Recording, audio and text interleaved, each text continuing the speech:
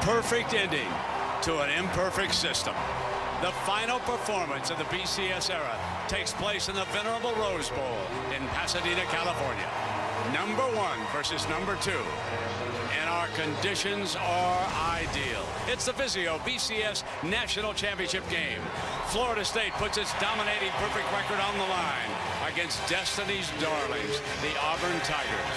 The Seminoles of the ACC trying to end the SEC's run of 7 straight BCS championships. We're 30 minutes away from kickoff. Heisman Trophy winner Jameis Winston, as he does when his team leaves the field. His counterpart, Auburn quarterback Nick Marshall, once a defensive back at Georgia, and now he has led Auburn to the brink of another national championship. Good evening and welcome, everybody. I'm Kirk Herbstreit along with Brent Musburger. We certainly hope that everybody is warm and able to watch this game, throw another log on the fire. Herbie, I know you agree with me. The first 4 BCS games of this season have been spectacular. I think it's the best run that we've had going back to the first year back in 1998. It's been remarkable to see what you thought you might know actually not turn out to be. So we've seen underdogs win these first 4, which maybe is an omen for Auburn. Who knows? We'll find out as this game progresses. But by the way, first you got to get past the Heisman Trophy winner. And Jameis Winston, he can join quite a list of players who have won the Heisman Trophy, wound up with an undefeated season and captured a national title. You go back, all of them great legends in their own right. And you know, when Jameis was 5 years old, folks, take a look at him already preparing. And Herbie, he was watching the Noles win a national championship at Bessemer, Alabama. Yeah, 5 years old, and obviously has had such a great career. Even in his prep days, a #1 rated high school player, best quarterback that we've seen. He's come to Florida State. He's playing baseball. He's a great player for the Seminoles baseball team. Hopes to be the closer this year, but it's been his leadership this year that's been very unique for this Noles team. We ain't leaving without a victory. We ain't leaving without a victory.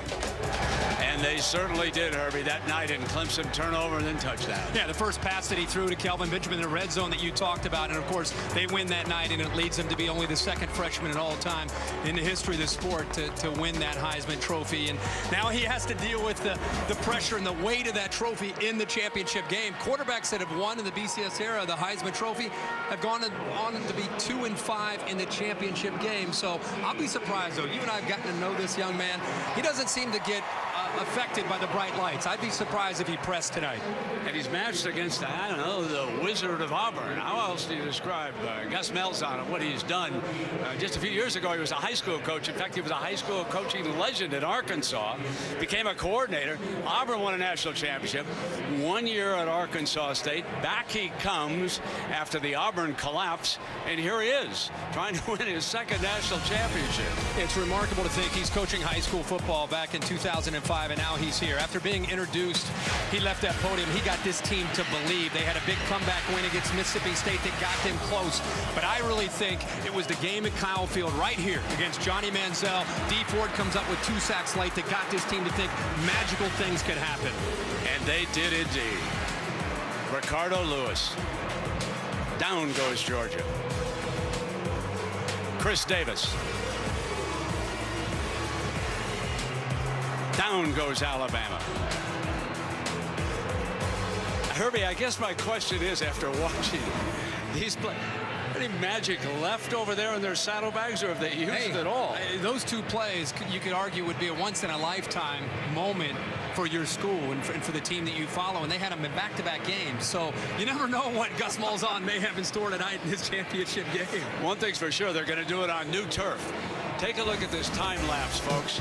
75 groundskeepers here at the Rose Bowl after our Michigan State win over Stanford.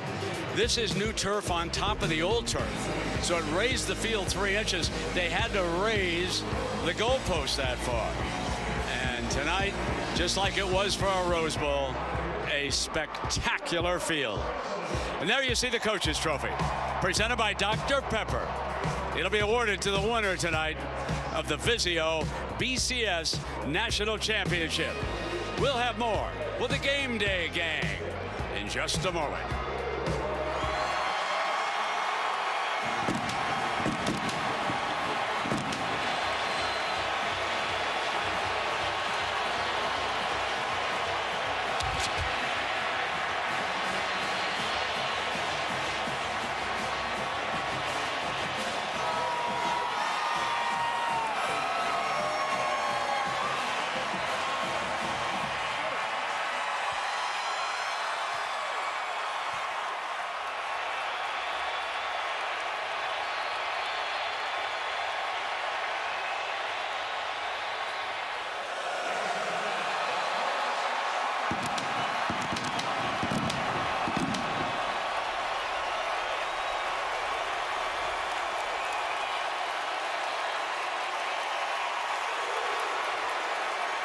of the spear, Herbie.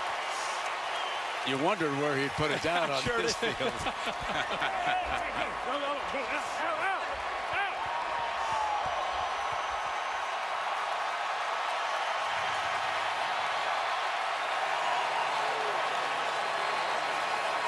Noles run into the end zone, of course, and salute their fans who are off to the broadcast booths left.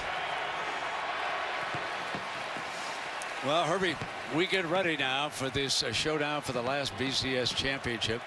Jameis Winston does a lot of things. Well, he's had such a marvelous year, and Jimbo Fisher told you and I early in the year, he just processes information so well for such a young quarterback, and it helps him in with his decision making. Here's an ACC championship game. He moves the safety over, comes back to Nick O'Leary for a touchdown that was a crucial point in his football game. I've been so impressed with his accuracy. Another throw here to O'Leary, something that Auburn needs to be aware of when they match up their linebackers. Look where he puts the football, where only O'Leary can make the play. And then the it factor. All the great quarterbacks have this it factor where, you know, you got to make something happen when there's nothing there. Here against Clemson on the road, everybody's covered, so instead of giving up on the play, he finds a way to get into the end zone. And Ellis Johnson from Auburn, the defensive coordinator, is going to have to come up with some ways to disrupt his timing. A pregame tradition. Trey Fisher, Jimbo's son, with the quarterback. And on the other side of it, with Auburn, talk to me about this option attack that Gus Malzahn designed. You know, in early December at the end of the college football season, Auburn was humming offensively as well, if not better than anybody. It starts with Nick Marshall. He's going to read these defensive ends from Florida State all night. If they get upfield, he's going to hand it off to Trey Mason, who had 304 games in this game.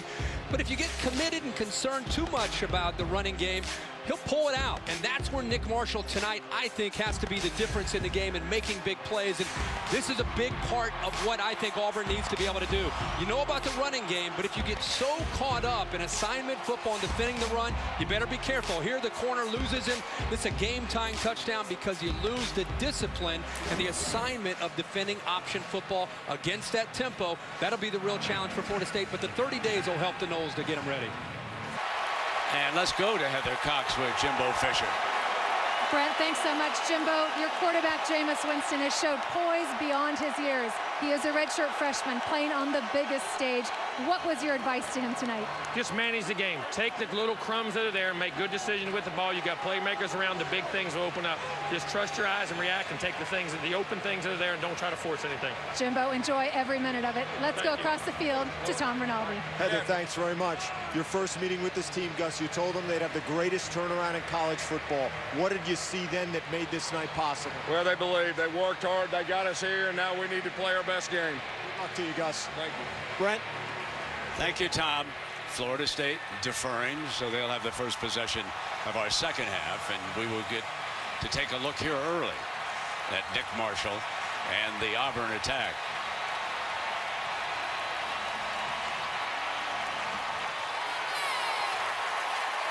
So Trey Mason will go back deep as one of the return men.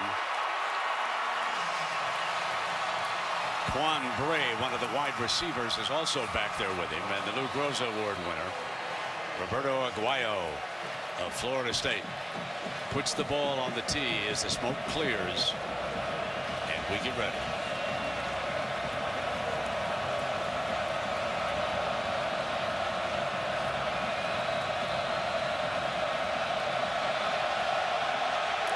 Game on. Bray is told to stay right there. And here we go in the BCS championship. Marshall with the read option hands it to Mason on the first down, and they gash a big hole against the Noles. So on the first play of this game, Auburn does answer the question, Herbie, are they going to be able to move it? And here comes that no huddle, hurry up look.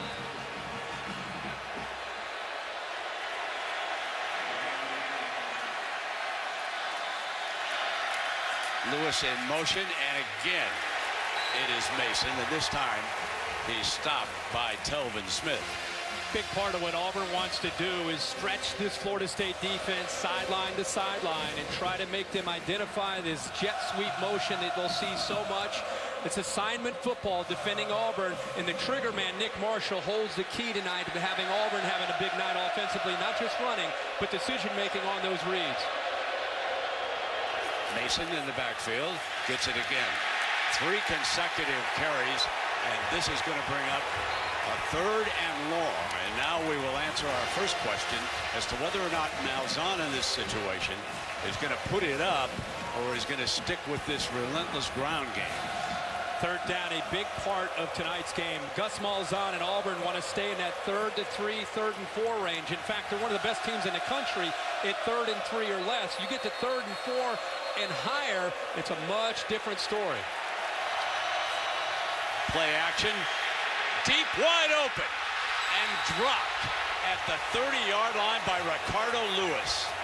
He was wide open on the secondary bust by the Noles. And you can see miscommunication right here with Terrence Brooks. He and Telvin Smith are covering the same man, and prior to the snap, Telvin Smith is turning to Terrence Brooks and trying to get him out on the outside over the slot receiver.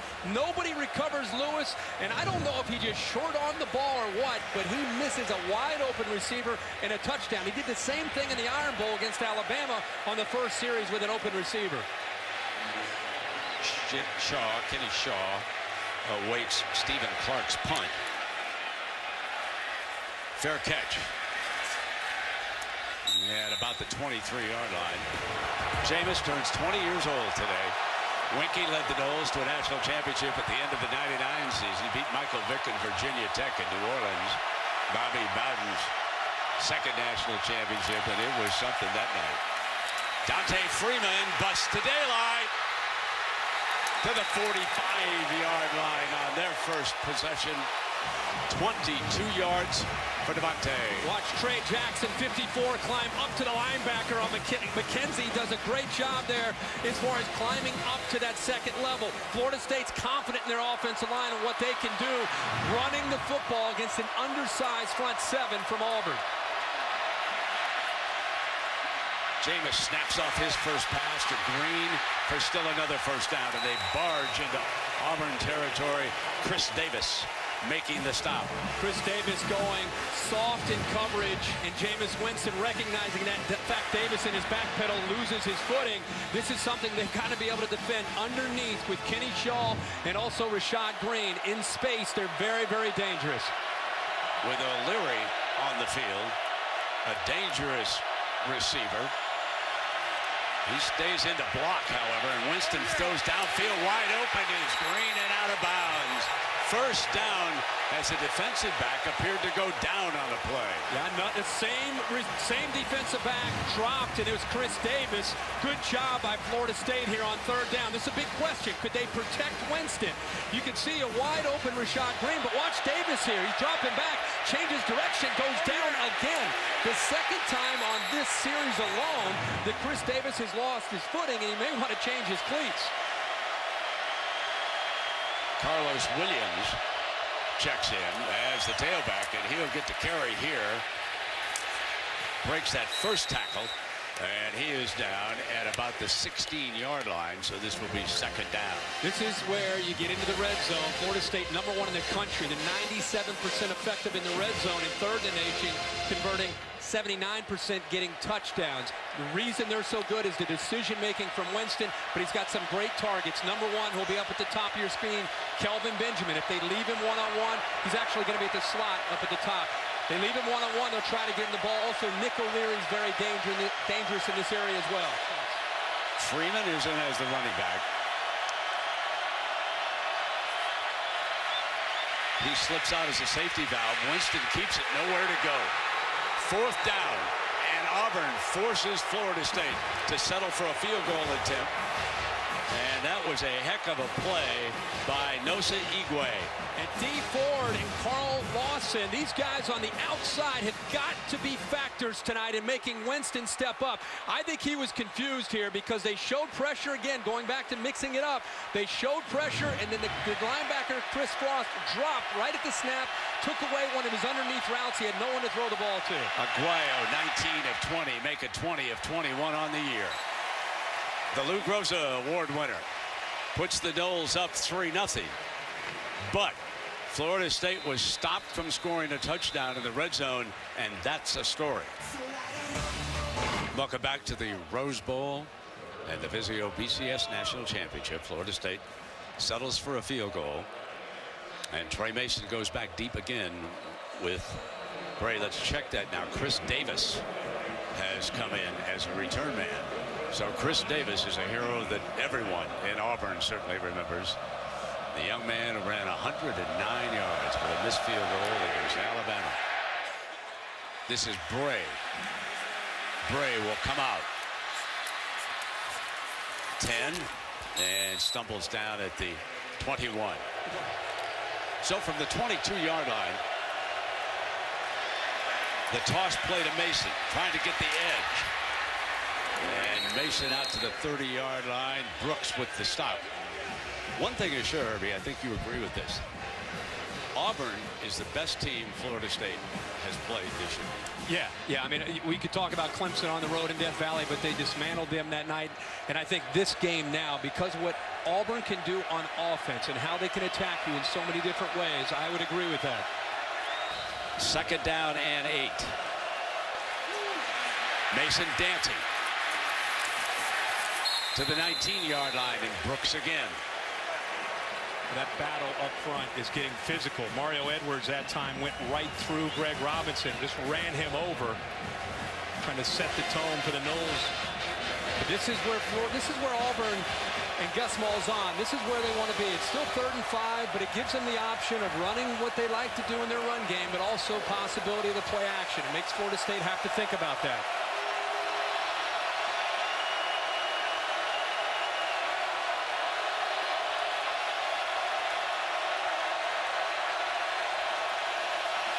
Marshall fires again for another 1st down at the 13-yard line. Uzomah makes his first catch of the game. C.J. Uzomah. Bringing pressure on the inside, and Telvin Smith is soft enough on 3rd down. An easy throw, get it out quick, right over top of the blitz, and Telvin Smith deep enough that makes that throw much easier for Marshall. There is a big surprise in this game. Auburn has come to throw the football. Marshall is 4 of 6 for 41 yards here in the early going. Now he keeps it. Broke the first tackle and still going to about the 12-yard line. Marshall, of course, an outstanding athlete if you go back to his days at Georgia as a defensive back. And then, of course, got into some trouble, so he was kicked off the team. Went to a junior college back in Kansas. Gus Malzahn came as the head coach, and he was looking for someone like Cam Newton to run this attack. And the young man had paid his dues and was doing well. He brought him on board, and here he is tonight with a 2nd down and 9.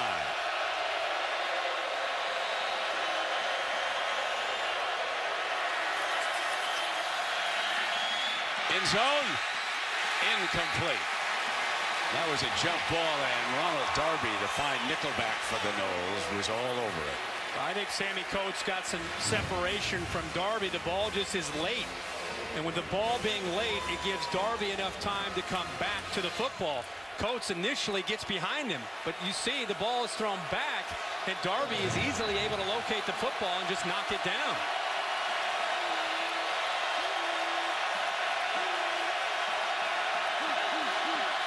Malzahn calling the play after seeing the personnel and what Florida State had on the field.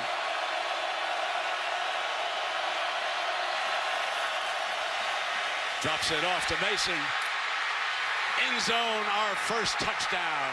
Trey Mason hits pay dirt for Auburn.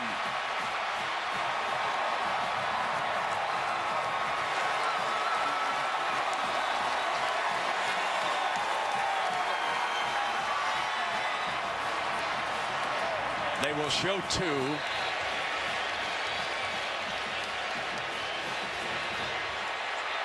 Now they will switch back into their regular kicking formation, and this is Cody Parkey who will kick this. He's a young man from Jupiter, Florida.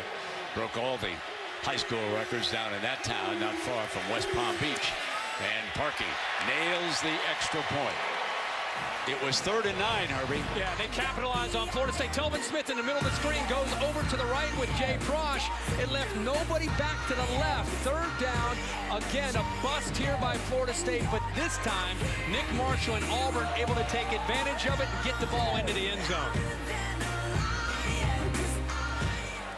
And a story for the first time since September 28th against Boston College, or 583 minutes 42 seconds.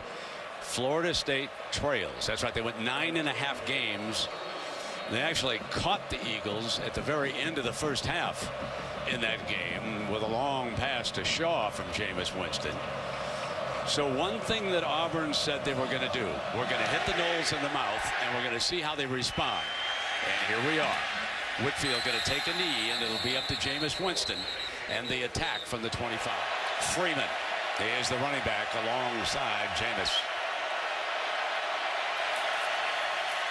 Freeman was able to battle through that first defender. Gabe Wright was there along with Ladarius Owens, and this defensive front starting to get a little pressure. The equalizer for Auburn in tonight's game has got to be the defensive line, because Florida State can run the football so well, they can throw the ball so well.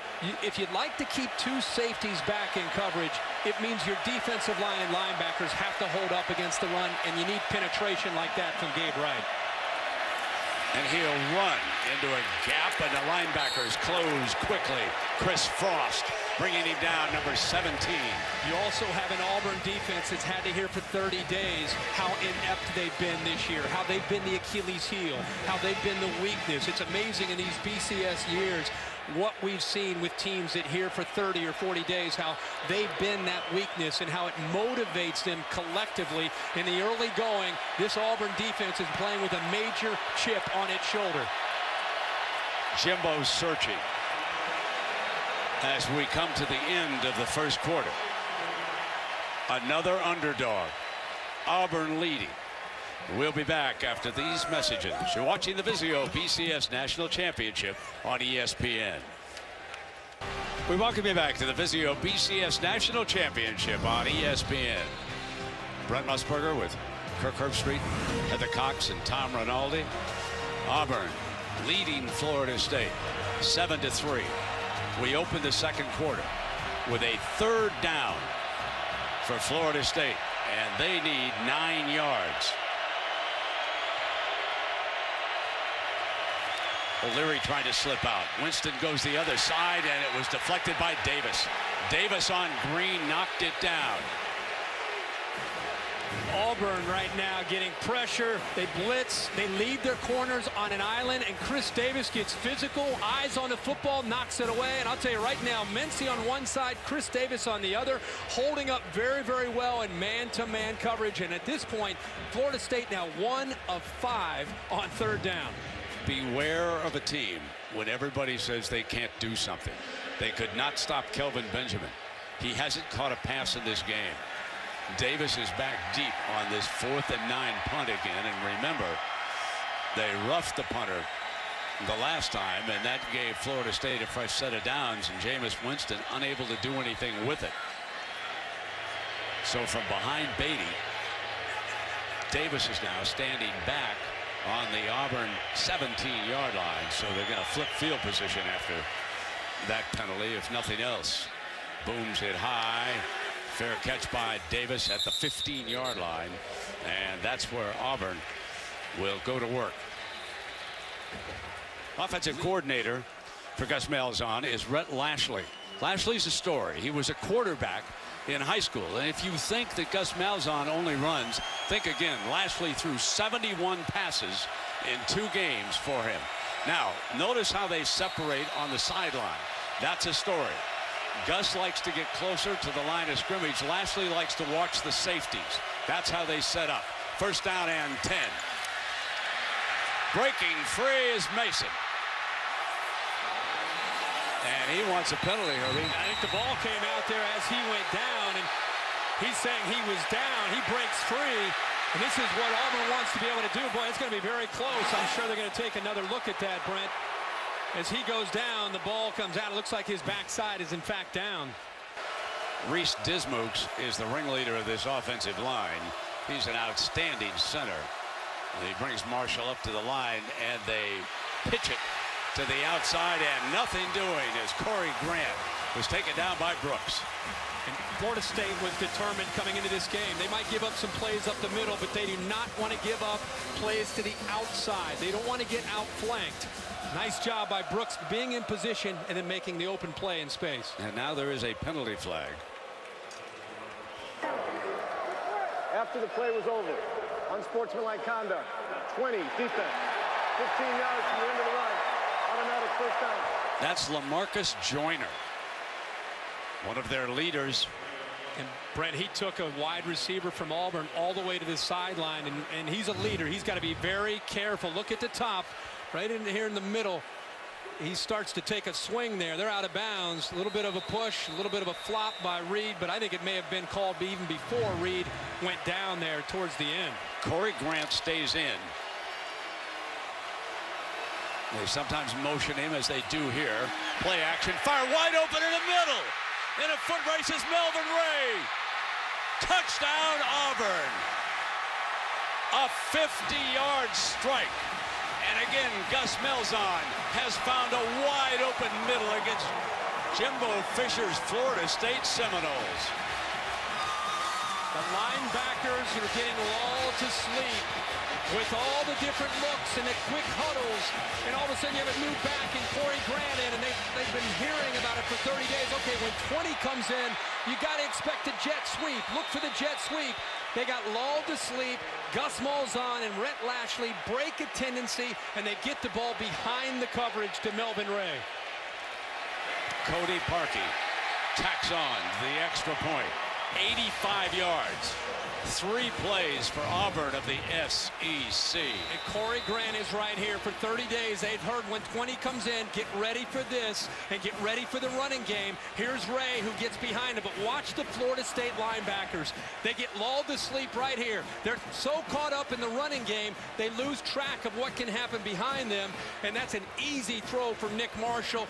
Well executed for the Auburn Tiger offense, and they right now have this Noles defense on its heels and confused. Some folks who love the favorite, they're a little uneasy right now.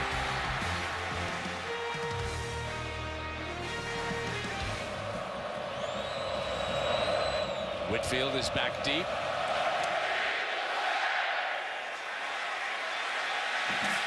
And he's going to come out to the 21-yard line. You know, the average margin of victory for this Florida State team is 42 points. It's one thing to be kind of that it quarterback when things are going well. You won the Heisman as a freshman. Now is when you need to step up and be a leader, challenge that offensive line, get them to help you.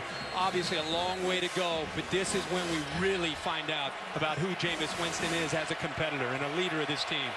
The Noles have been held to 78 yards here in the first half.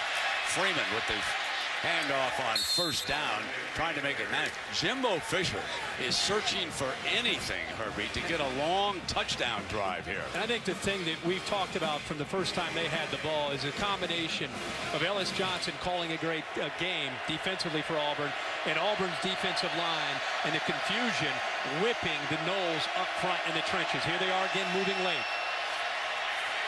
In trouble. Fumble. Loose ball. Battle for it. Auburn says they've got it, and they do. Winston turns it over. It's a meltdown by the #1 team in the country. Forced that fumble that time was Bradley. Ben Bradley and Angelo Blackson were on the field. Backups. We just talked about how they're getting beat up front, Brent, and because of the confusion, both guys involved there, the ball clearly out, recovered there by the linebacker, Anthony Swain, who was coming on the blitz. But as we were talking there, I was talking about the late movement by the defensive line and linebackers, again, affecting the continuity and the chemistry and the communication with that Florida State offensive line. First down and 10.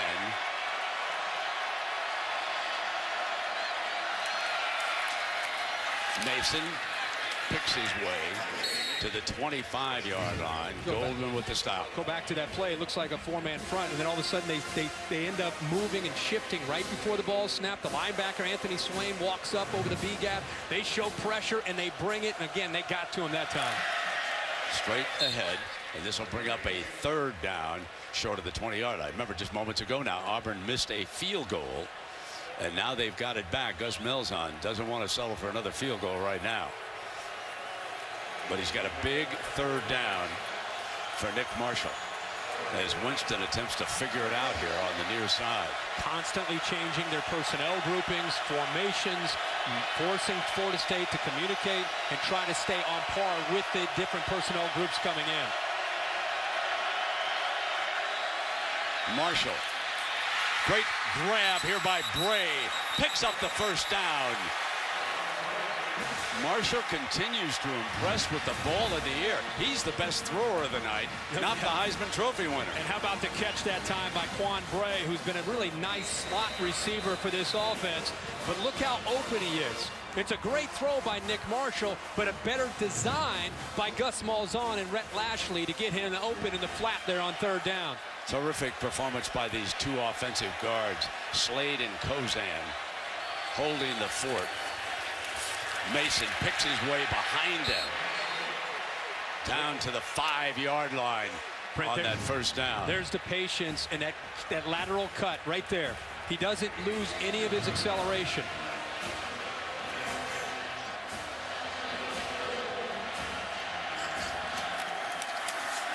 Coming back with the quarterback. Yeah, he crosses the 5-yard line. So here comes your 3rd down. When Marshall and Auburn, if they have had such success on 1st and 10. With this offense, if their big part of being successful is getting to 2nd and 5 and 2nd and 3, and that's where they've lived here these last few series. Confusion again for Florida State. Who to get on, who to get off. Look at him. Here comes Power. Fultz is the tight end, number 11. They're going to run away from him. No, Marshall keeps it as he did against Missouri. And he walks in. Who amongst you thought that Auburn could perhaps blow Florida State out? I don't know anybody who thought that was possible.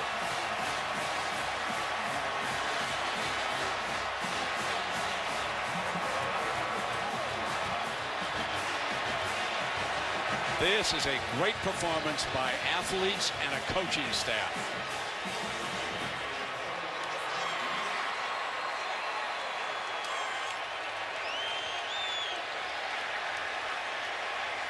Now Parkey settles his nerves after missing that field goal. Got it right back on the Winston turnover that set this up. That's right. You got to go back to an opportunity presented by this Auburn defense. They've been playing well all night. They got pressure. They brought it late. Jameis Winston, that offensive line confused. Winston trying to make something happen. The ball comes out. Those Tigers, that Tiger defense is all over it. And then it sets up Nick Marshall in this offense. And you get so concerned with the interior run. And all he does is read it and then follow those 2 big H-backs to the outside and then has the speed to outrun Telvin Smith to get to the corner of the end zone. And they are up 21-3.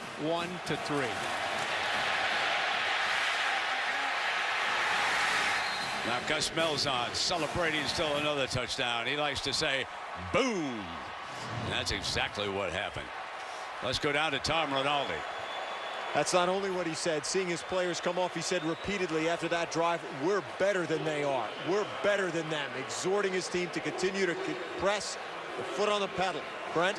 But we still got a long way to go. There's still a lot of talent out here, so hang on now. Whitfield looking to give him a spark, and he's dangerous on the return. 25, 30, and slipped. Brad, I'm glad you brought that up because it's 21-3 and people in the South and down in the SEC are excited because of what Auburn's doing. But this is still a Florida State team that has the ability to strike and strike quickly. But somebody, whether it's the quarterback Winston, the offensive line, they've got to come together as a group and realize there's so much football to still be played. They get the ball to start the second half, but it starts with just getting a first down and reestablishing some confidence. They come back with a running play with Williams, a converted safety, and Williams is out to the 35-yard line. We've talked so much about the athletic ability of Auburn tonight, Brent, on this side of the ball. The other thing that you've got to mention is the way they have been on the receivers from Florida State. They have 16 yards after the catch. That's an area that they have made a living this year against defenses. And Jimbo Fisher wants to keep it on the ground with Williams to the 40-yard line, and Jake Holland, linebacker from Pelham, Alabama, brings him down. And so here comes another third down, but it is quite clear right now that Fisher wants to take it out of Winston's passing hand and see what he can do with the run game here. Now they'll have him back in the gun. And this time he will throw again. Dropped. So just when they get a receiver open, Green drops it on the cut, and that would have been a first down. It all seems to go hand in hand in these games with so much pressure, and all of a sudden you're in uncharted territory for Florida State. You think about Winston pressing. How about the offensive line jumping at times and having an illegal procedure? The receiver as good as Rashad Green, one of the best in the country. An easy first down, the ball slips through his hands. It's mistake after mistake after mistake, and you've got to give Auburn the credit for creating the intensity in this game and forcing these miscues by Florida State. So Davis goes back again, and Beatty punting. A fake. And they bring an end around off of it, and they're going to get a first down with Williams. So looking for something to happen, Jimbo Fisher whistles up the fake punt. And let's see if that gives his team a lift. Brent, I'm with you. I think they're looking for something to try to spark their team. Here he is out here. This is deep in their own territory. You imagine if this did not work out, but they catch him at the right time, and Williams has the speed to get around the corner and pick up the first down. But a gutsy call there by Jimbo Fisher. On 4th and 4. Winston now firing complete to the 47-yard line, and Rashad Green holds on that time. And Brent, I love that he went right back to Rashad Green. He just dropped a big third down. This guy's been making plays for you all year. They give him a chance on the almost exact same route, and this time with better coverage, Green holds on to the football. O'Leary off the sideline.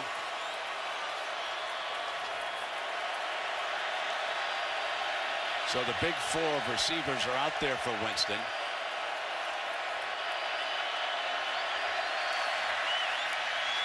It's a run play all the way.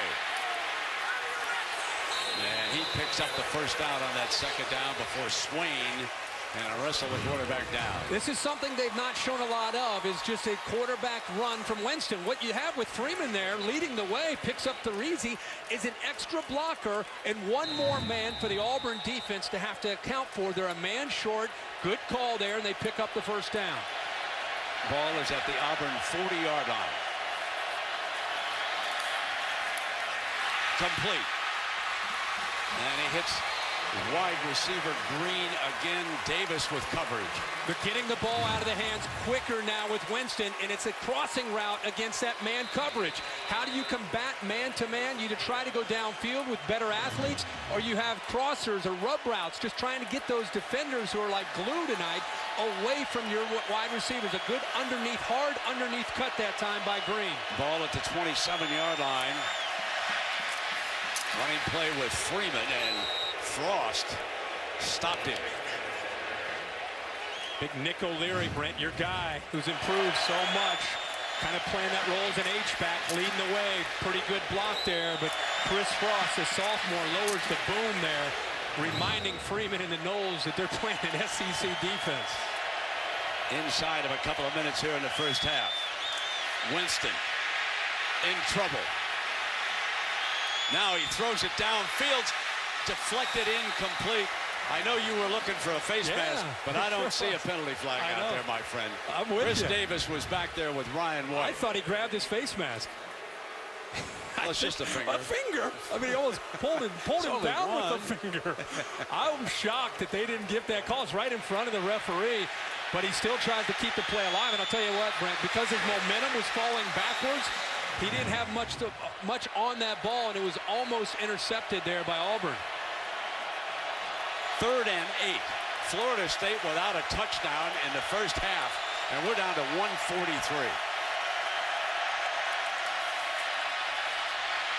Takes off. Slips a tackler. 10, 5, out of bounds, first down and goal. Brian White saves a touchdown on the play, but it is first and goal for the Noles. They brought pressure, and there's nobody left underneath in man-to-man coverage. They lost their eyes because of the man-to-man. They lost Jameis Winston with their backs turned, running with the receivers. And Winston, for a big guy, hit 6'4", about 230 pounds, making some people miss in the open field.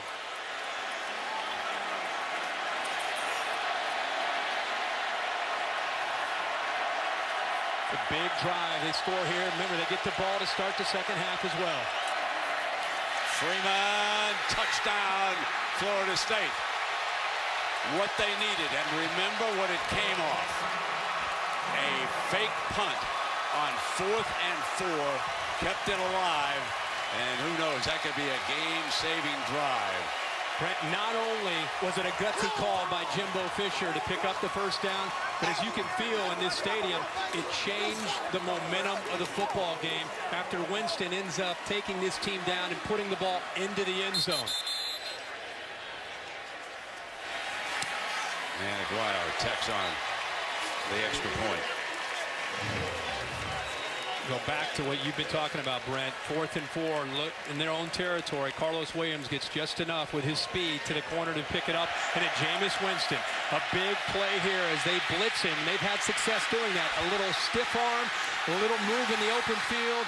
Florida State's deep inside Auburn territory, and they capitalize. 11 plays and 66 yards, a touchdown, changes the complexion of the game, and also, Brent, it gives this young quarterback and this young offense some confidence that they can move the ball against Auburn. On this return, Grant and Bray are back deep. And Corey Grant will be the near side return man.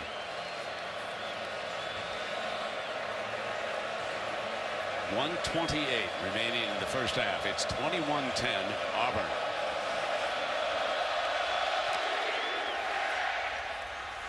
This is going to be taken by Bray at the goal line. Breaks it out.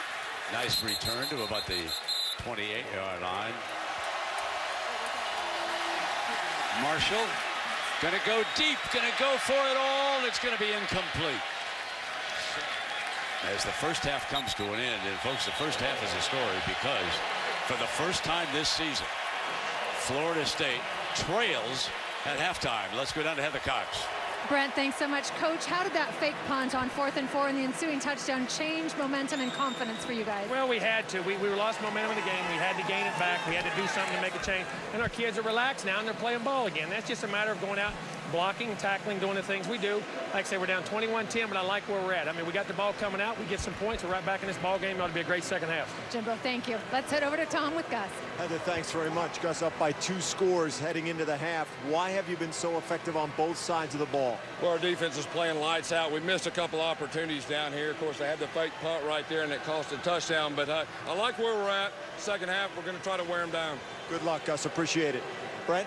232 yards of offense for Auburn. 156 for Florida State. 21-10 at the end of the first half here in Pasadena. For the first time this season, Florida State trailed at the intermission 21-10. Auburn leading in a battle for the BCS National Championship. The last time that we will call this the BCS National Championship. Remember what we told you at the top of the broadcast. Auburn's goal was to make Florida State play a 4th quarter. The players telling us that every time they put on the video and took a look at the 4th quarter when they were watching and scouting Florida State, it was all the second and third teamers. They were never forced to play a 4th quarter. Auburn's goal tonight, get them into the 4th quarter, get the pressure on them. We've been through the pressure cooker. Let's see what happens to Jameis Winston. And on top of that, Gus Malzahn saying to Tom Rinaldi, hey, we want to wear them down in the second half. So not just taking them into uncharted territory, also that's what Auburn does with their style of offense. They like to try to challenge you as far as the conditioning with the tempo. They usually start to pull away from teams in that second half. So it'll be an interesting battle here these last 30 minutes. Ball on the tee for Cody Parkey of Auburn. And away we go. Taking a knee, and the ball will come out of the 25. We check in down below with Heather Cox. Brent, Jimbo Fisher in the locker room was very upbeat, telling his team, this is what you're going to remember forever. Make sure it's going to be the way you want to remember it. He also talked about trying to hurry things up a little bit, being more aggressive here in the second half. Then he huddled his team up right as they took the field and said, believe. Now, guys, there was some talk that Jameis Winston might have been limping off the field into the locker room. I can report he did not receive any medical treatment in the locker room during halftime. All right, Heather, thank you. Florida State opens with 2 running backs. Williams and Freeman are alongside the quarterback. Winston keeps it out to the 44-yard line with Chris Frost and McKenzie. Well, I thought he might throw the ball out in front to Benjamin to pick up some yards, but this is another view of what Auburn's been doing by disguising their pressures. They came in with a game plan to come after Jameis Winston. Here they bring one more than Florida State can handle. He can't step into the throw. It's an errant pass. They've done such a good job of disrupting the rhythm and flow up to this point of the Florida State offense and of Jameis Winston. Second down and 2.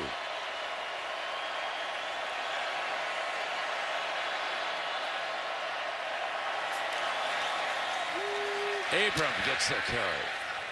And he bangs ahead for the first down. Powerfully built fullback, usually pass protection, but McKenzie forced to make that stop, and the chains move. And the Noles here, midway through the third quarter, starting to move the ball. Have you noticed, folks, that Jameis Winston no longer squints when he's looking off into the sideline like he did early on this season against especially Clemson and Miami? Tight coverage from these corners now from Auburn. Going to put it up on first down. Benjamin reaches and makes the grab. Against Mincy, Benjamin's best grab of the night. And the ball is going to be spotted at the 29. Winston held that football as long as he could, trying to get separation from the big fella. He actually tried to look the safety in the middle of the field, Ryan Smith, off by looking right, to be able to give him a little bit more room to throw the ball, but the much bigger Benjamin at 6'5" goes down and makes the play against Mincy. So it's 24 yards on that play, and Benjamin starting to get involved in the Nole attack. Come with the toss play, Devontae Freeman, tough runner. Benjamin is a guy that they felt coming in. They got him one-on-one with his size. He can make a play. Mincy forces him to the inside. Pretty good coverage. It's just the ball is thrown away from Mincy where the big fella can go down and make a catch. He's improved so much this year as a route runner, just being more committed as a wide receiver, becoming a more complete receiver. Christian Green now on the field as one of the receivers for Florida State. Winston, incomplete. Green, the intended target, and Davis. Davis and Mincy, even though they're not large on the corner, they got some talent, folks. Well, they've done such a great job the entire ball game, Brandon. The other thing you have to think about is Ryan Smith, Jermaine Whitehead. You have Therizi. These safeties have played well. They have done. It's easy to look at the pressure and the blitzing, but they have been all over these Noles receivers.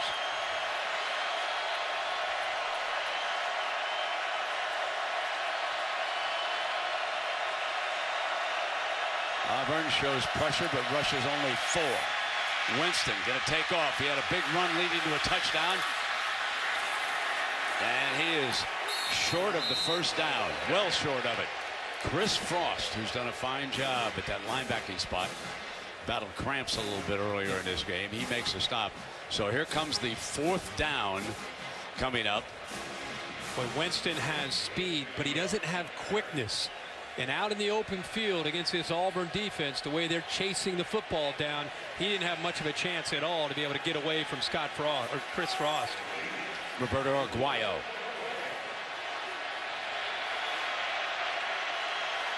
A 41-yard attempt. From the right hash. What a weapon. 3 points closer. Very manageable right now, and the heat starting to shift over on the Auburn offense. Aerial coverage provided by Goodyear. Game changes superior performance when it counts. Goodyear, more driven. So after the field goal by Florida State, they will kick it off, and back deep is Trey Mason along with Bray. So Davis and Mason have both been used back there as a return man.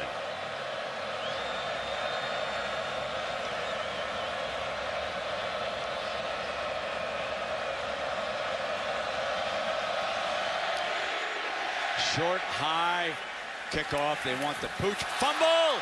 And recovered by Auburn at the 27-yard line. Jay Proche fell on it after it slipped through his hands. Remember, Chris Davis bobbled a punt, and he was able to get the football back. And now this time it goes right through the arms of Jay Proche, and he's able to jump on top of that. So as good as Auburn has been in special teams, especially with their own punter, Stephen Clark, they've come close to having a few miscues, but Proche jumps back on top of that.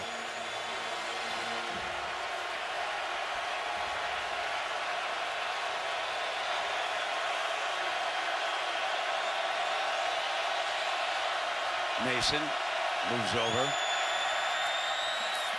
gets the handoff, and that puts him over 100 yards for this game. So Trey Mason, who rushed for better than 300 yards against Missouri, is up over 100 against Florida State here tonight.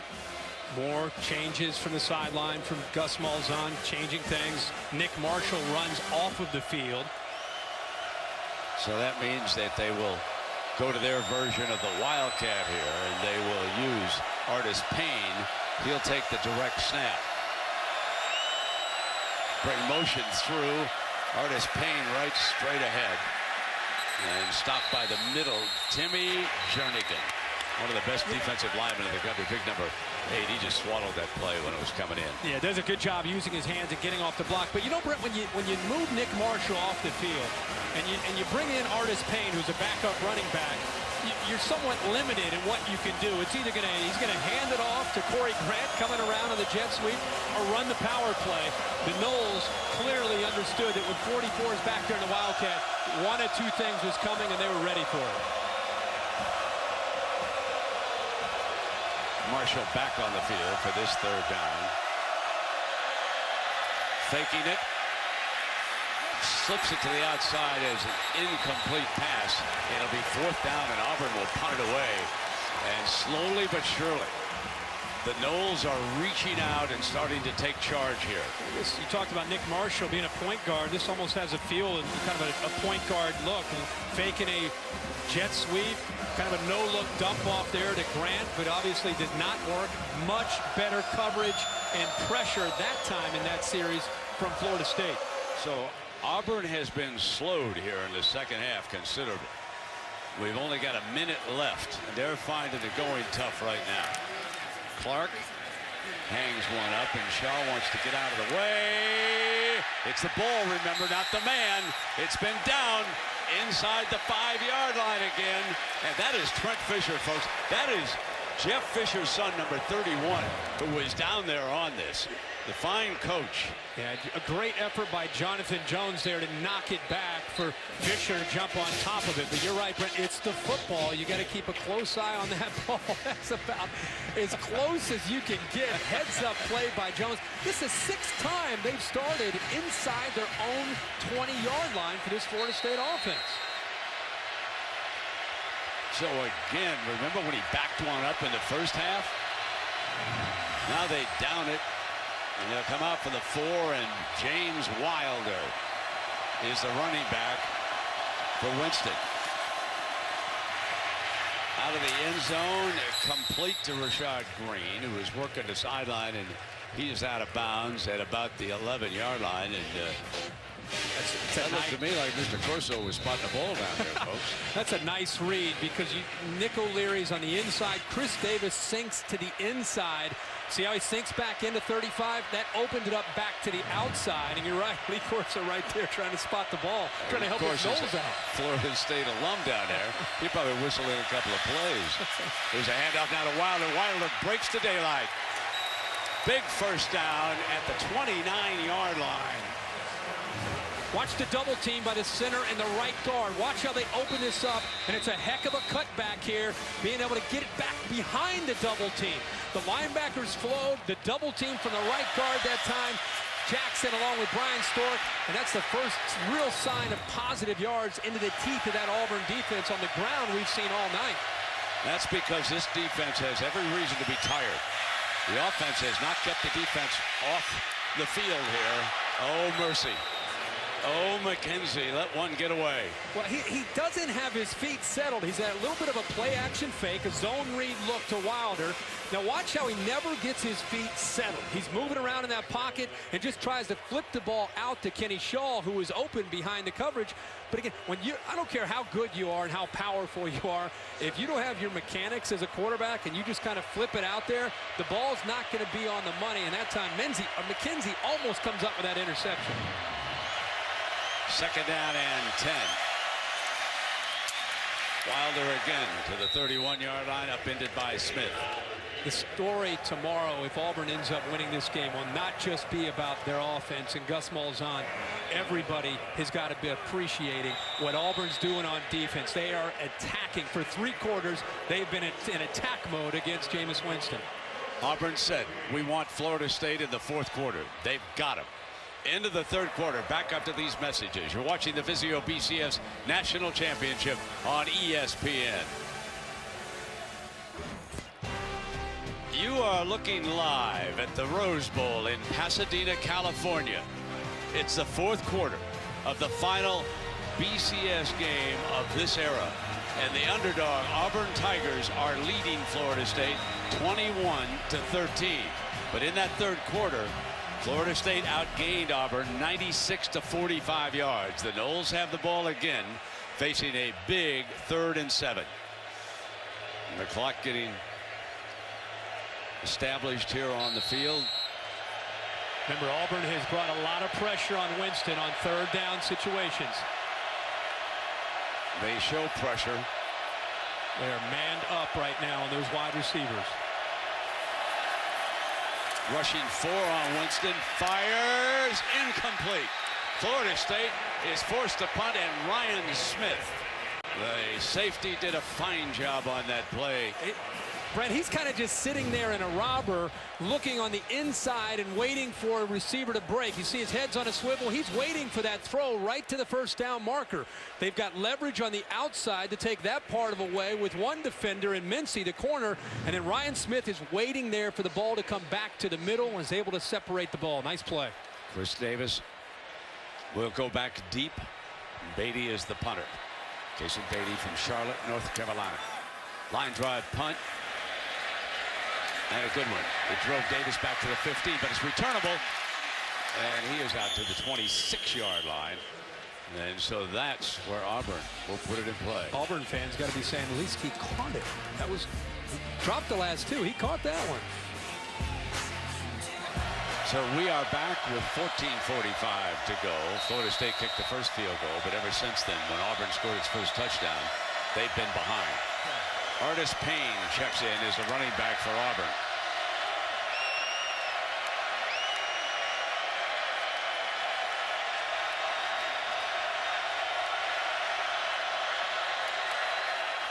Play fake to him.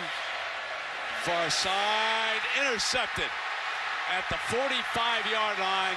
The 26th interception of the year. This one by P.J. Williams. Huge in this game. Well, P.J. Williams, we just talked about how he's been blitzing, and this time, this is a poor decision by Nick Marshall to throw this football. Kind of nonchalants it, just throws it up into coverage. I think you underestimated Williams dropping. You have Jalen Ramsey coming over there to make a big play. That was well covered, and he forced the football.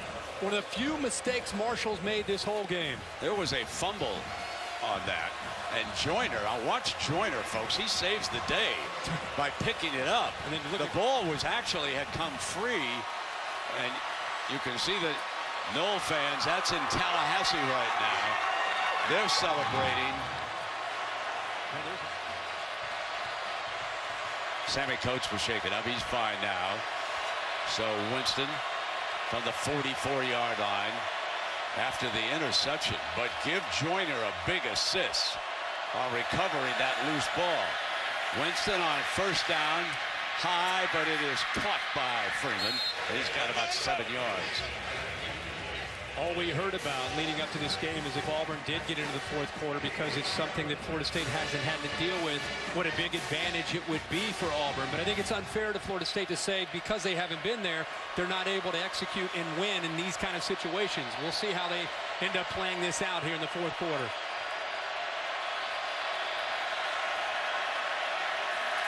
Second down and 2, and Freeman hammers a big hole to the 31-yard line. First down, Florida State. Chris Davis forced to come make another tackle. Watch 51 Hart climb up to that second level. You have both the right guard, Trey Jackson, and Bobby Hart.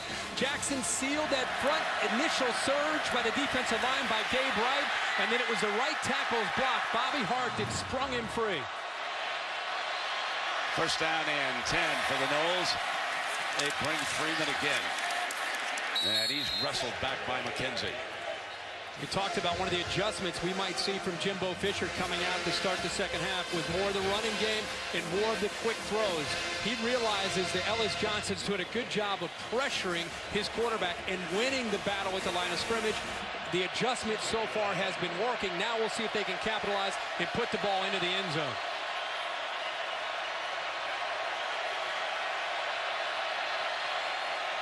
Second down and 10. High, but Benjamin's there. First down at the 11-yard line. Whitehead makes the stop on the 6'6" Kelvin Benjamin. Yeah, this time he holds on to the football. They actually jump back into a zone coverage, and Benjamin does a good job of being able to sit up and go into the air to make that play. And how about the throw by Jameis Winston? He stepped right into that, put the ball where only his man can make a play on it, and the big receiver goes up and makes the play. Abram checks in. Freeman is there on first down. Winston going to put it up. Lays it off to Abram. Running for the end zone. Touchdown, Florida State. They are 2 points away from a tie. You know, you had Rashad Green cutting to the inside. It opened up Abram. Nobody picked him up to the outside. Ryan Smith is over there late, and he gets into the end zone. There's a penalty flag. It's over on the left hash, so there's a penalty. After the play was over, unsportsmanlike conduct, number 8 on the offense. 15 yards on the try. Wow. So that is Freeman. And that's huge, Brent, because the way the scoring has been going, I'm sure Jimbo Fisher's thinking about going for 2 to tie this football game up. You're talking about moving it now 15 yards back on the try. Now you really wonder, you're at the 18-yard line. I mean, you seriously considering going for 2 from the 18-yard line to try to tie this game? So Roberto Aguayo will attempt the extra point.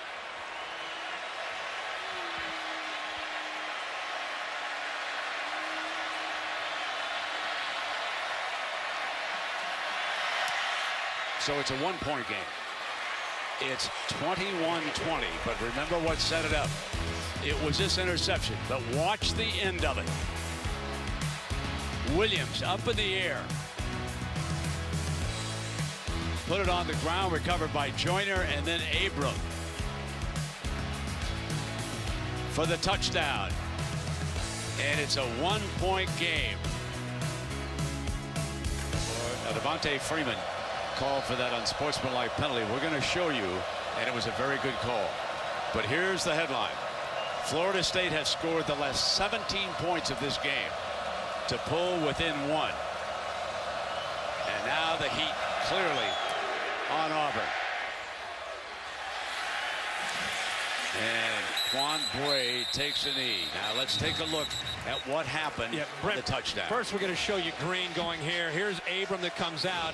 And this guy right here, the safety, Ryan Smith, is late in getting out there and dropping. See the man coverage to the bottom, takes it away. And Abram showing some quickness for a big fullback. Now, up here is what you want to watch. This is where the penalty is, and this is the official that actually sees it. He taunts the Auburn sideline, looks over at him. I don't know if it's a gesture or he's just kind of signaling out the Auburn sideline. The official saw it, and it cost Florida State 15 yards and a chance to go for 2 to try to tie this game. Good call by this Big Ten officiating crew. Marshall keeps it. Remember, he threw that costly interception. And he picks up a couple yards, and again, it's Jernigan, big number 8. Yeah, the big fella is having his way. You know, he has the vision and instincts of a linebacker playing defensive line.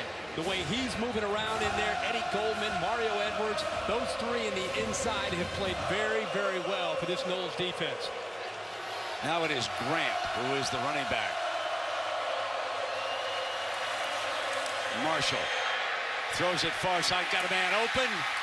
And that is Ricardo Lewis, number 5, knocked out of bounds, and that's a big first down. And they brought 2 safeties, Joyner and also Terrence Brooks, and it left a corner Darby out there all by himself, and I don't think he realized Lewis was sneaking behind him, and he didn't have any help back there in coverage because of safety blitz. Bringing the clock down inside of 6:30 right now. They've got a first down. They could get another first down without scoring a touchdown. Let's see if they continue to hammer that soft middle. Here he comes. And he'll cross the 10-yard line now. Not much there for a couple of yards. See, what happens when you have a weakness like this and they keep exploiting it, what happens is the linebackers and the safeties start to forget about their keys, and they start to come down to help out. And when you start to come down and help out, Gus Malzahn on the sideline, Rhett Lastly on the sideline, they recognize that, and that's where they're going to see a play action, or you're going to see Nick Marshall try to bait you with a good hard fake and then get around the corner. Do not be surprised to see play action or Marshall with a run. Eddie Goldman, number 90, does check back into that defensive front right now. Marshall keeps it, steps outside, and he is thrown down by P.J. Williams. Nice tackle on the quarterback. You knew it was coming. I mean, he's going to pull it out. You start to get lulled to sleep with the interior. It opens up so many different aspects of this offense and the play calling from Gus Malzahn. This is a big third down deep in Florida State territory. The Noles are thinking, hold them to a field goal, get the ball back to Jameis Winston with 5 minutes to go, and let's go down and score a touchdown and win it. They do not want to give up a touchdown here. Grant and Mason both on the field for Auburn. Under center. Rolling to the right. Marshall fires, incomplete high. Coach was coming across. He was the intended target. Yeah, Marshall threw it high. He throws the ball well on the run, but here he's running so hard to get outside. It's tough for him to get his body and shoulders turned to give him an accurate throw. He had Sammy Coates. If he's able to turn his body towards the throw or towards the receiver and put it down low, Coates comes up with a touchdown there, but the ball sailed on him because all his momentum was going towards the sideline. So Cody Parkey, remember he missed one back in the first half. This is a 23-yarder.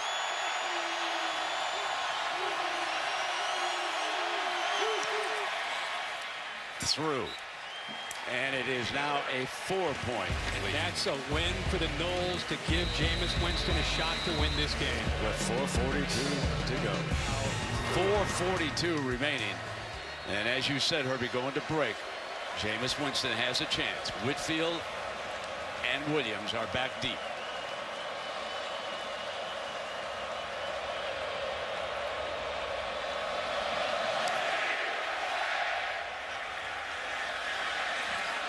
Whitfield's coming out. Great return man. 30, 40, daylight. Green ahead. Got it. Headed for the end zone. Touchdown, Florida State. A 100-yard return. And Auburn is stung by its own medicine.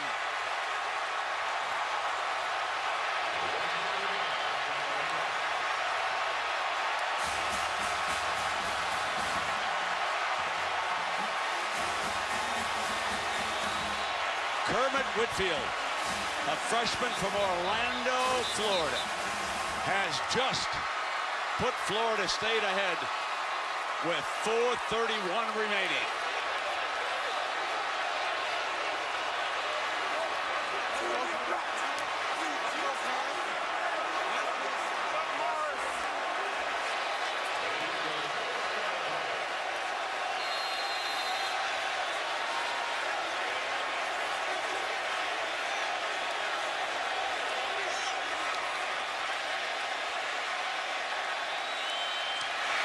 McGuire tacks on the extra point. Perfect snap from Philip Dumar to Kason Beatty. Brett, I tell you, it's Auburn players. One guy pulled a hamstring. One guy pulled a hamstring and pulled up. That was Dominique Walker, or maybe it was Jonathan Jones. You had another guy get out of his lane. It was a tight end that looked like he got out of his lane. Norberg, there's a couple good blocks by Carlos Williams and Chad Abram, but you had an Auburn player, it looked like had a cramp to his hamstring and collapsed, which opened up that side of the return. Whitfield happened to just be going there. Jimbo's trying to race into the end zone and go. But Brett, one guy gets out of his lane. Joseph ends up having a cramp to his hamstring. That entire right side, there's only a couple guys left on that side, and they were both blocked. Herbie, Jimbo had his hands full because if you go to the ESPN database and you dial up the 40-yard dash time of the incoming freshman, this year's freshman class, Kermit Whitfield ran a 4.3740. That was the fastest recorded of any freshman in college football this year. And you just saw him turn on the afterburners and put the Noles up with 4:30 to go.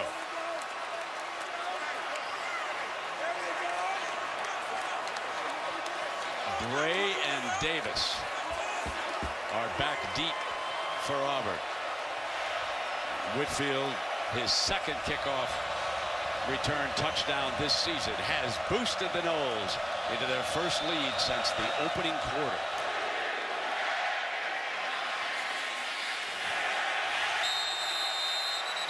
Now let's go back to the return. I talked about Kenny Flowers, 33, who's right here. He gets out of his lane, and watch number 3 right here. The defensive back, Jones, all of a sudden he gets a cramp in his left hamstring or something. Maybe he pulled a hamstring. He goes down. You see the 33 gets in out of position towards the middle, and it's just 2 blocks. Abram picked up a block. Carlos Williams picked up a block. You talked about the speed of Whitfield, but a couple mistakes there. Well, one guy had an injury. The other guy moves to the inside. Boy, it opened it up on the left side for the Noles in that big return. Big Timmy Jernigan back on the field for Florida State. See how long he can hold up here on a pivotal drive. First down from the 25-yard line. Marshall. Edwards had him, slowed him up, and then finally wrestles him down out of bounds. Mario Edwards having a big-time game. And Jeremy Pruitt wanted to maintain an aggressive attitude. What a great play by a 280-pound defensive lineman. Out in space against Nick Marshall, a former point guard, a dynamic athlete, and the big fella holds his own, makes the play in space, and chases him out of bounds and lands on top of him out of bounds. Second down and 12. Mason, he's cut off. Christian Jones had him cut off. That's probably the best 2 plays the Noles have played tonight, back-to-back, of the whole game. They tried one side with Edwards. They come back the other way. And how about the play in space that time as well? This time it's Jones. They are maintaining that aggressive approach that Jeremy Pruitt wanted them to have at the most important time of this football game. Third down and 11.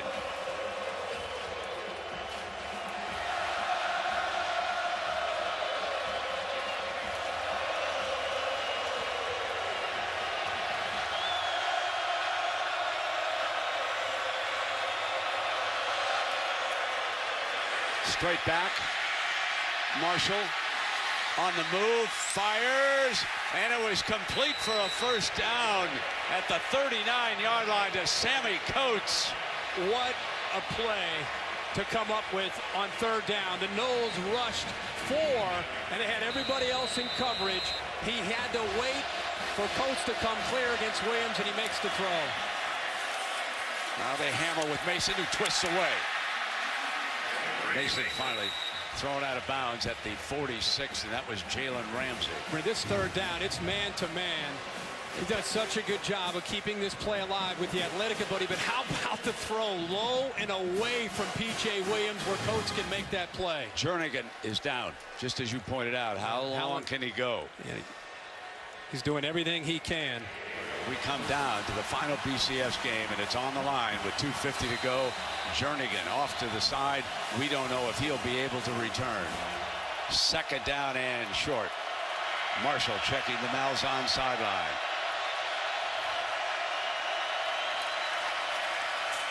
Mason hammers right straight ahead for the first down. They cross midfield. You've got 2:31 to go in the game, 3 timeouts, an up-tempo offense. They're not in any rush at all. They have confidence that they can move not only in field goal range. You and I were talking at the break. Gus Malzahn's thinking about getting the ball into the end zone and scoring a touchdown. They keep going up the middle to set up other aspects of this offense. Play action. Fires wide open. Complete to Coates at the 33-yard line. Get these linebackers out of position. They're so reliant upon coming up against the run game. We just said how they're setting up other aspects. There's the play action behind the linebackers coming up to defend that inside run game. Marshall keeps it, but Joyner was coming, and Joyner able to hold him up and take him down. Huge sack by the defensive back. And Joyner looked like he was going to go down towards Trey Mason. At the last second, he comes off of it. He sees the ball in the hands of the quarterback. So he wasn't as if he was just going at Nick Marshall. He, in fact, is coming down on Mason, but his instincts and quickness allowed him to come off of Mason and jump back out to Nick Marshall. That's a heck of a play by the senior defensive back. And it's a 2nd and 16 after the 6-yard loss. Mason steps outside right, breaks to daylight. Still going. End zone. Touchdown, Auburn. Not quite yet out of miracles.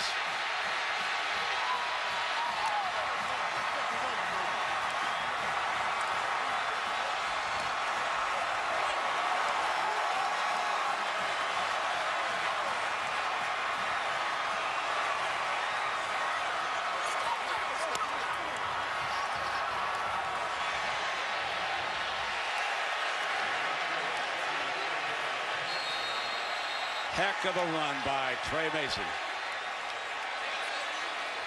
He now has 195 yards in this game. And here is Cody Parkey. 1:19 remaining.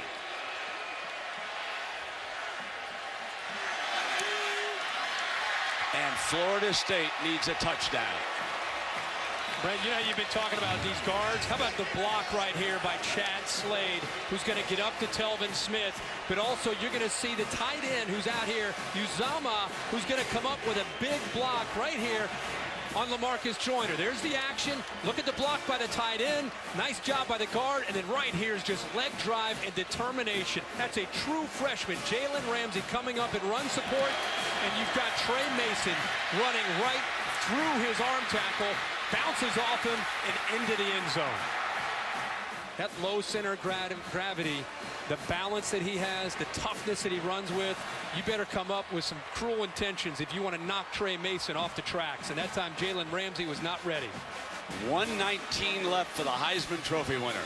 Speaking of underdogs, you go back to the 06 National Championship with Vince Young and USC. The Longhorns were underdogs.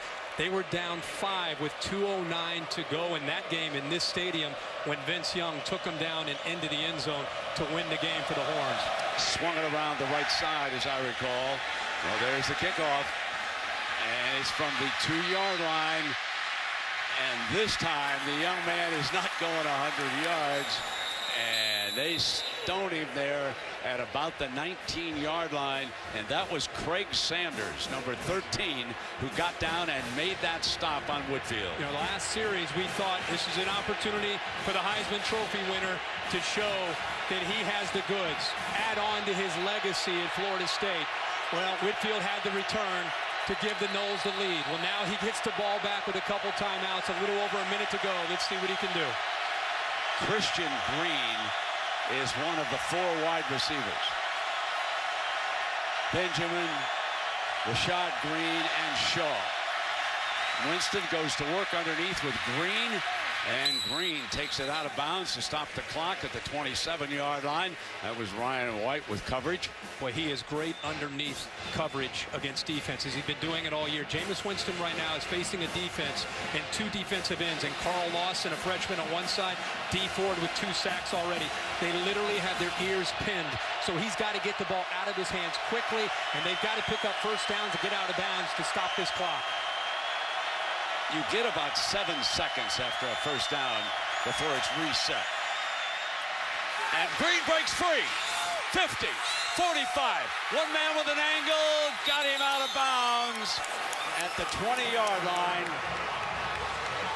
Boy, it sure looked like a horse collar there at the end that I thought they may add on to it. How about Green again, Brent? Underneath. Splits the two defenders, Ryan Smith and Chris Davis, and then the speed at the end. That's a horse collar for sure that they missed towards the end of that play. 49 yards on that play. That's what the crowd's reacting to on the replay. The official was forced to step away from the oncoming receiver. He did not have the angle or the look at that horse collar.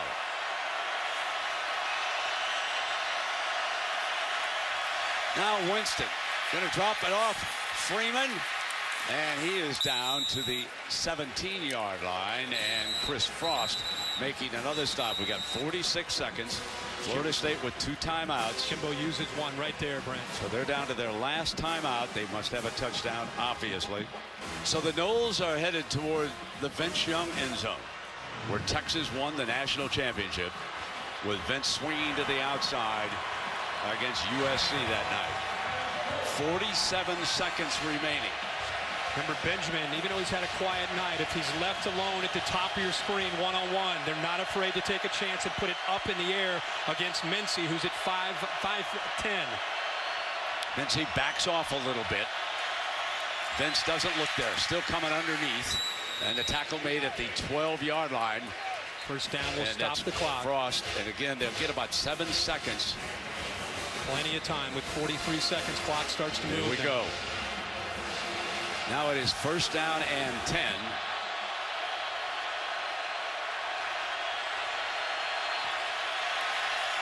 Winston in the pocket, fires, incomplete. Green the target, and that one fell to the ground, so it'll be 2nd and 10. More importantly, 27 seconds. Brent, he's holding on to the ball a little bit too long. He's holding on to the ball, and he's letting those defensive ends get to him. See how close they were? I think Jimbo Fisher would like to see him get the ball out of his hands. Get back, make a read, get the football out of your hands.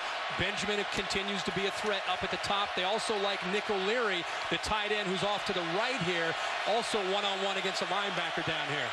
Carl Lawson, the talented 5-star freshman, is on the field in that defensive front, along with Ford. 2nd down and 10. Winston, he's got Freeman out of bounds. Chris Frost again getting sideline to sideline, and how active he's been here tonight. Well-designed play. They run the receivers downfield, try to get a little bit of a pick or a rub against a linebacker who's man up against Freeman out of the backfield. I tell you, Frost has had a busy night. Very athletic to be able to run with Freeman like that in man-to-man coverage. Well-designed play, but defended pretty good there by Frost. Auburn's been great all year down in the red zone at keeping teams out of the end zone. And Florida State's been lethal in scoring in the red zone. That's right.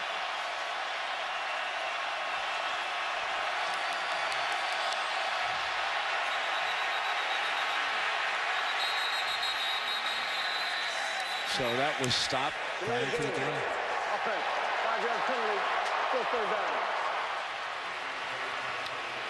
So that will back it up to about the 10-yard line here. Brent, look at Stork kind of communicating, and Jameis behind him saying, come on, snap the ball, snap the ball. Did not get it off in time. Nope.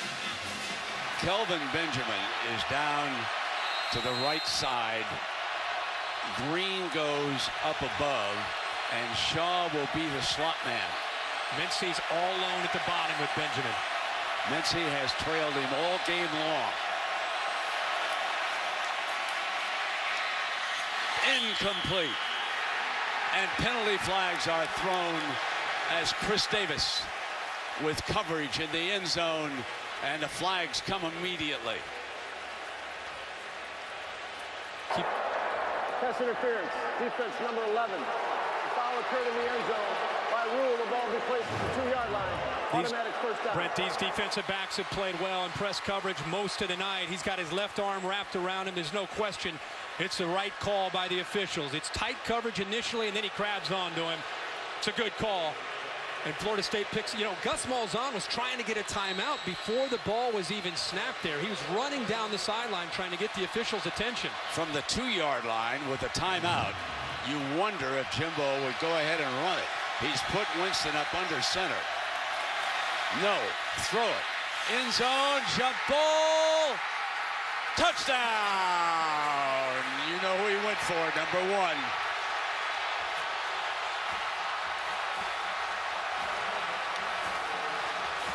Kelvin Benjamin.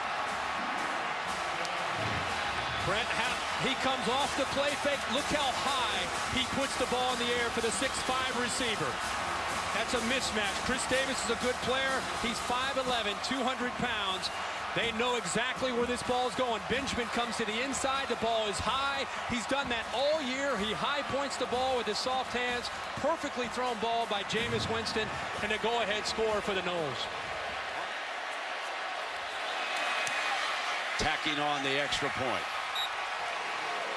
Brent, I thought you made a great observation about, hey, with a timeout, maybe run the football right away. They knew what they wanted to do by trying to get. We kept waiting for Benjamin. We kept waiting. They get down inside that 10-yard line. You know he's a factor, and this is why. They do such a great job of finding a matchup and putting it up there. And even if you know it's coming because of his size and because of where he puts it, it's very, very difficult to defend.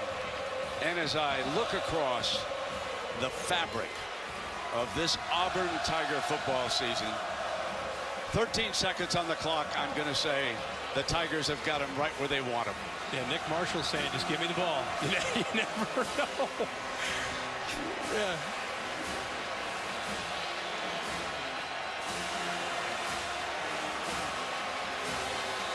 One more tip pass ever maybe. We'll see. Davis comes out. Chris Davis as one of the return man, along with Quan Bray. But they're up against one of the best legs in college football. The Lou Groza Award winner, Roberto Aguayo. And he's only a redshirt freshman.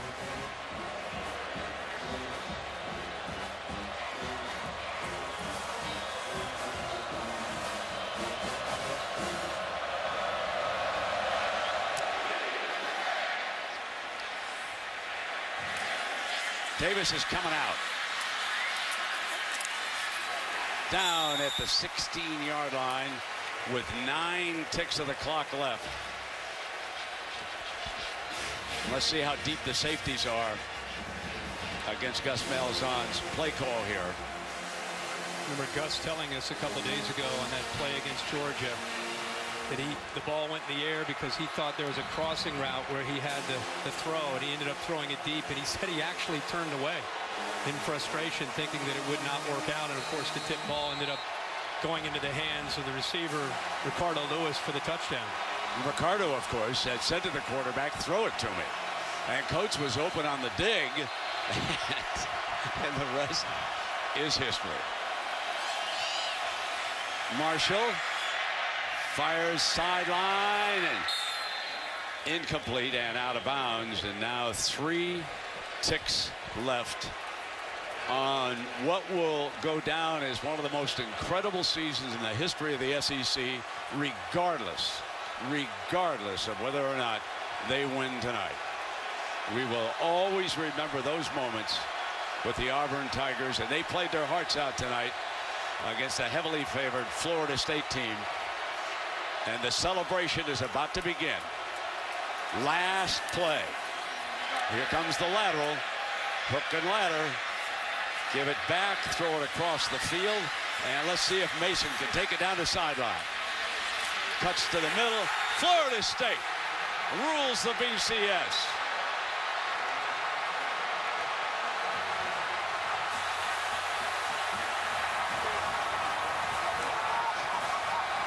A dramatic second half comeback by the Noles.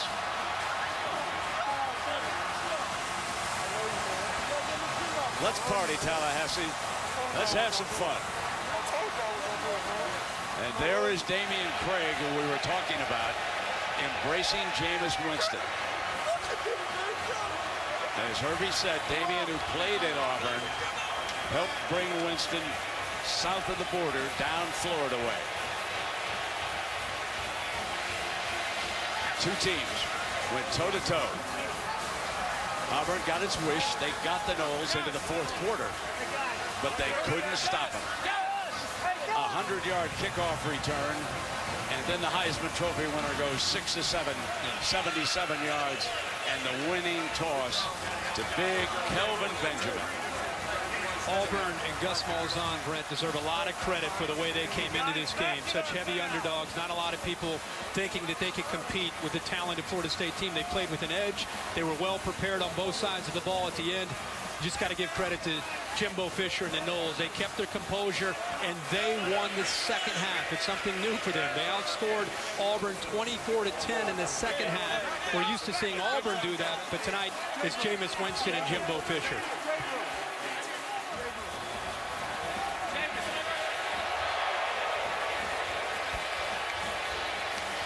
Let's go down to Heather Cox with the winning coach.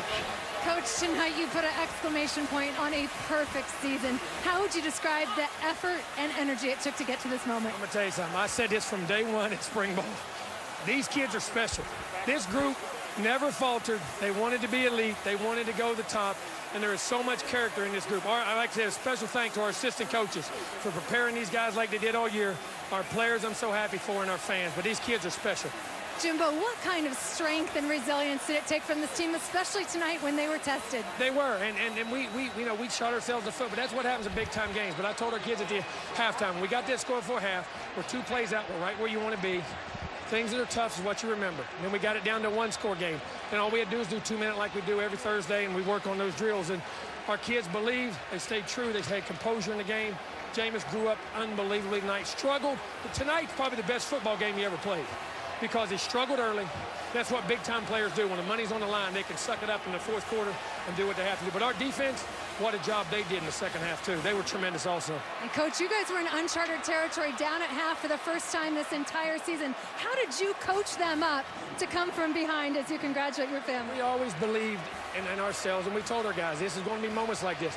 Hey, we had those great games when we played well, but we know you play championship games, you got to go earn them. And our kids, I'm going to tell you what, there's some character on this side, too. These guys know how to play close games. I'm going to tell you, this is a heck of a football team, and the ACC is a daggone good football conference. Go enjoy this with your family, and Coach, congratulations. Coming up, of course, we're going to be presenting the Coach's Trophy, presented by Dr. Pepper. And there is the Coach's Trophy. It is time to award the trophy to Florida State. Let's go down to John Saunders for the trophy presentation. John? Brent, thank you very much. Before we hand out the trophy, first of all, congratulations to the Auburn Tigers and Coach Gus Malzahn on a tremendous and magical season. And now, to hand it out for the very final time, this trophy, this particular one, will ever be handed out, is Bill Hancock, Executive Director of the BCS.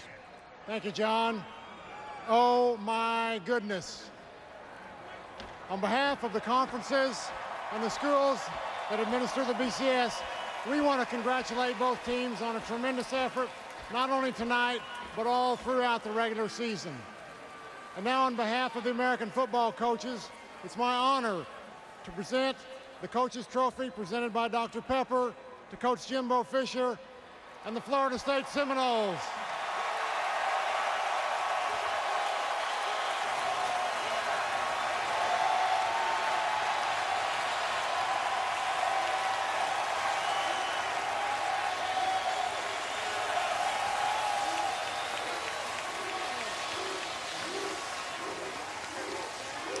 However, you and I have seen some great games, but this is one of the tops. It really was. I mean, it had a little bit of everything. And again, Auburn deserves a lot of credit for the way they came in. But it was interesting. Everybody wanted to know, Auburn's been tested.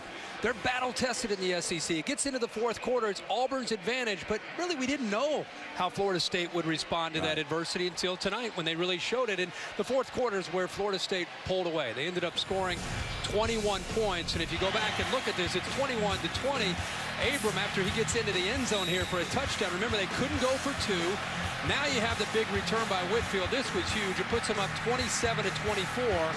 That was tremendous. It looked like Auburn was against the ropes, but Trey Mason came right back with a big touchdown. They go up 31-24. There's only a minute to go, and it sets up Jameis Winston with a high pointed. They get it up in the air to the 6'5" receiver. Kelvin Benjamin comes down with it, and the rest is history.